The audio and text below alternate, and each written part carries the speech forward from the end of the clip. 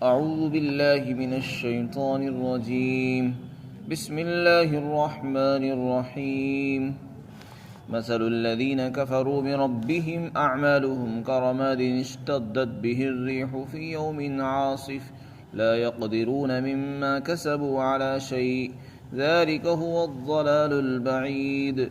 ألم تر أن الله خلق السماوات والأرض بالحق إن يشأ يذهبكم ويأت بخلق جديد وما ذلك على الله بعزيز. وبرزوا لله جميعا فقال الضعفاء للذين استكبروا إنا كنا لكم تبعا فهل أنتم مغنون عنا من عذاب الله من شيء قالوا لو هدانا الله لهديناكم سواء علينا أجزعنا أم صبرنا ما لنا من محيص.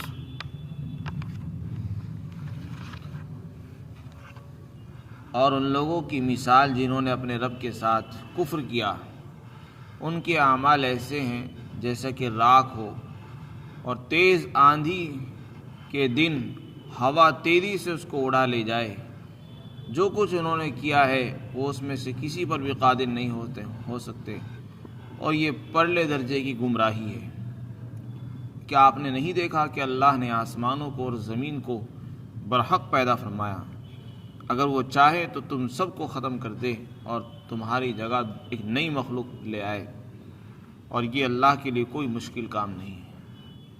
اور سارے لوگ اللہ کے سامنے اس دن ظاہر ہوں گے تو کمزور، وہ لوگ جن کو کمزور سمجھا جاتا تھا وہ کہیں گے ان لوگوں سے جو بڑے سمجھے جاتے تھے کہ ہم تمہارے تابع اور فرمانبردار تھے، تو کیا آج تم اللہ کے عذاب میں سے کسی حصے سے ہم کو بچا سکتے ہو؟ وہ کہیں گے اگر اللہ ہمیں ہدایت دیتا، ہمیں کوئی راستہ بتاتا تو ہم تم کو بھی بتا دیتے. آج ہمارے لیے اور تمہارے لیے برابر ہے، چاہے ہم واویلا کریں، شور مچائیں یا صبر کریں، یہ دونوں چیزیں ہمارے لیے برابر ہیں. ہمارے لیے چھٹکارے کی کوئی صورت نہیں ہے. آیت شریفہ میں کفار اور مشرکین کے نیک اعمال کی مثال بیان فرمائی ہے. اس دنیا کے اندر جو لوگ اللہ پر یقین نہیں رکھتے، ایمان نہیں لاتے، وہ مومن نہیں ہے، مسلمان نہیں ہے، لیکن بہت سے اچھے کام بھی کرتے ہیں. مثلا غریبوں کی مدد کرنا، بھوکوں کو کھانا کھلانا، ننگوں کو کپڑے پہنانا اور ضرورت مندوں کی مدد کر دینا، کسی کو انصاف دلا دینا. بہت سے اچھے کام کرتے ہیں جو نیکی سمجھے جاتے ہیں، نیک اعمال ہیں.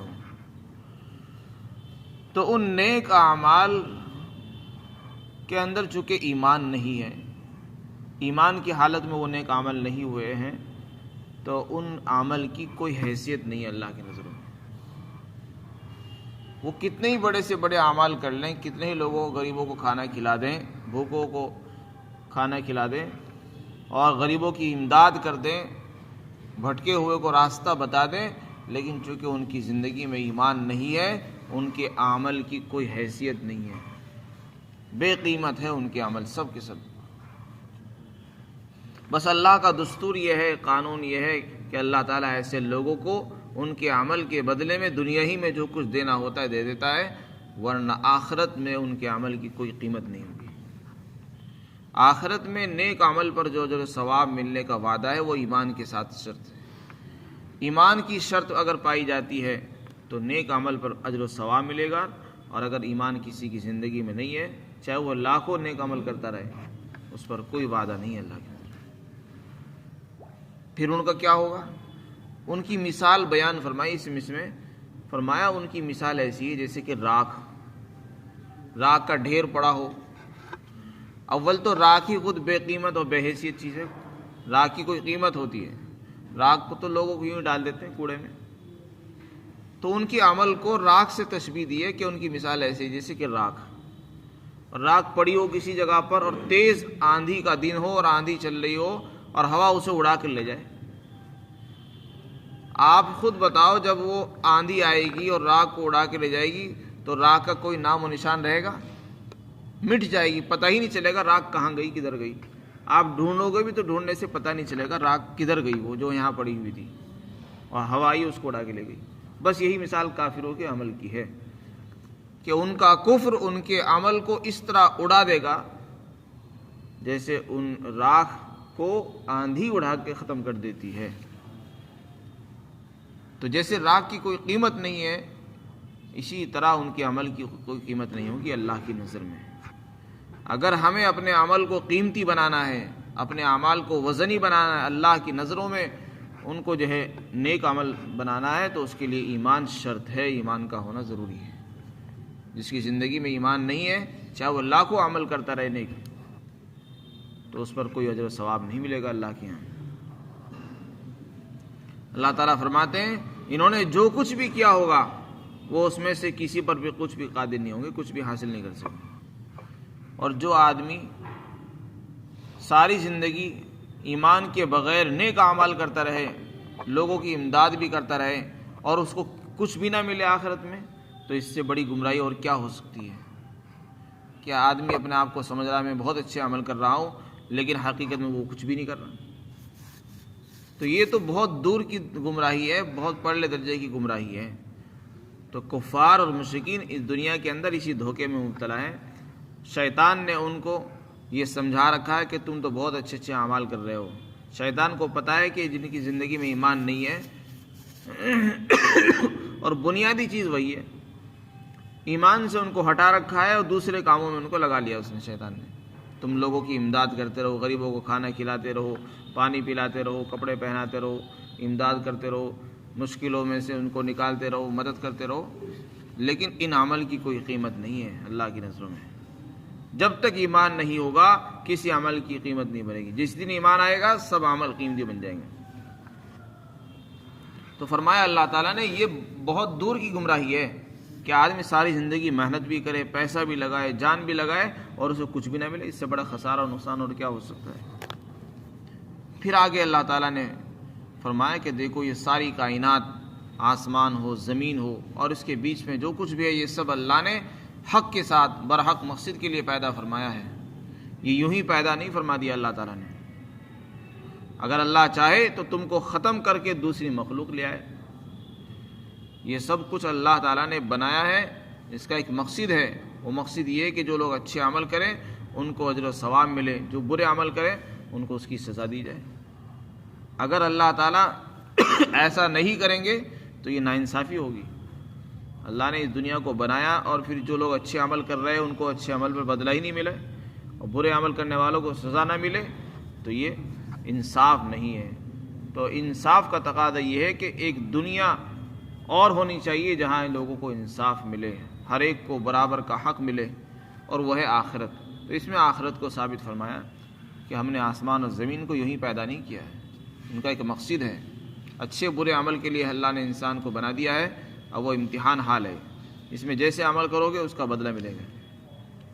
اب اگر کوئی یہ سوچے کہ اولاً تو ہم مر جائیں اور مرنے کے بعد دوبارہ پیدا ہی ہو جائیں، حساب اور کتاب ہونا اور اچھے عمل کا بدلہ ملنا اور برے عمل پر سزا ملنا، یہ تو بہت دور کی بات ہوئی۔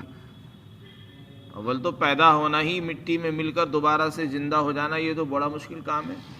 اس کا جواب دیا ہے کہ تم لوگ دوبارہ زندہ ہونے کو مشکل سمجھتے ہو، ہم چاہیں تو تمہیں ختم کر کے نئی مخلوق لے آئیں، وہ تمہارے جیسے بھی نہیں ہوں گے۔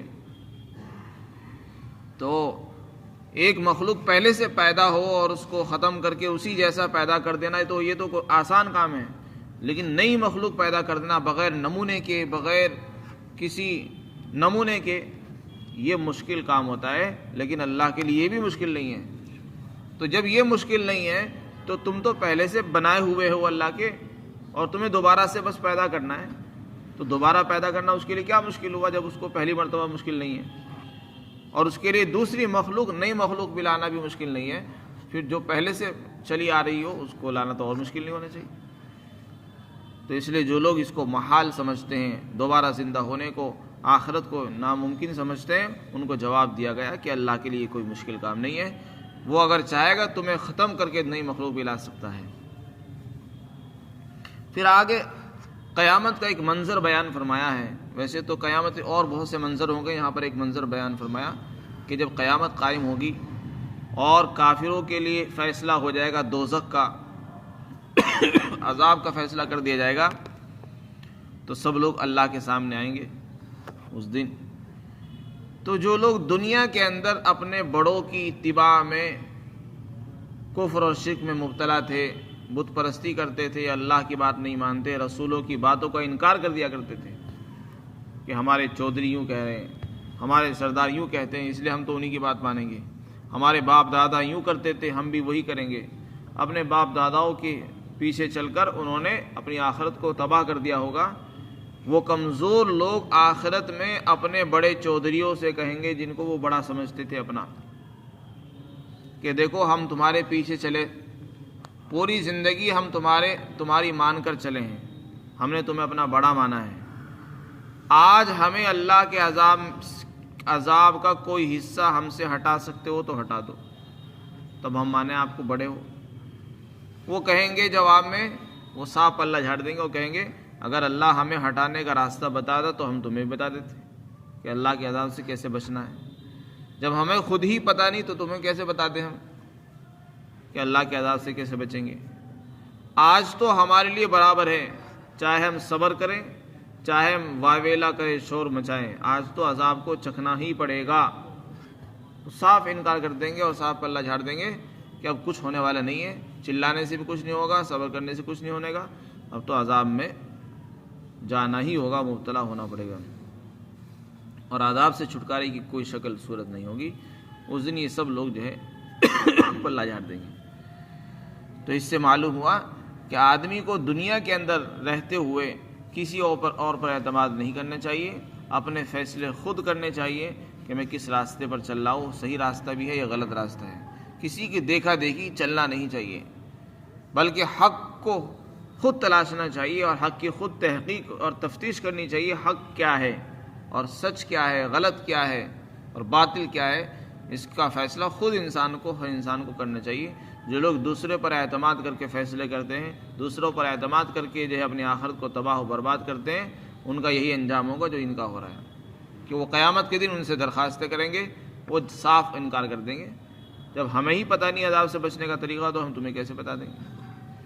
اور شیطان کا مقولہ آگے آ رہا ہے کہ وہ شیطان بھی صاف انکار کر دے گا کہ میں نے تو تمہیں کسی کو گمراہ کیا ہی نہیں، جبکہ اسی نے سب کو گمراہ کیا ہوگا، اور اس دن کہہ دے گا میرا تمہارے اوپر بس تو صرف اتنا چلتا تھا کہ بس میں نے تمہیں دعوت دی، تم نے مان لی، میں نے کوئی زبردستی کی تھی تمہارے ساتھ، میں نے تو بس کفر کی دعوت ہی تو دی تھی اور تم نے بس اس کو مان لیا، میں نے ڈنڈے کے زور پر یا زبردستی تمہیں کافر بنایا ہو تو یہ تب تو بات چل سکتی ہے، لیکن تم نے تو خود قبول کیا ہے کفر کو، اور اللہ نے حق کی دعوت دی اور سچے وعدے کیے، میں نے وعدہ کیا لیکن اس کے خلاف کیا، تو اب تم خود ملامت کرو اپنے آپ کو، مجھے ملامت مت کرو.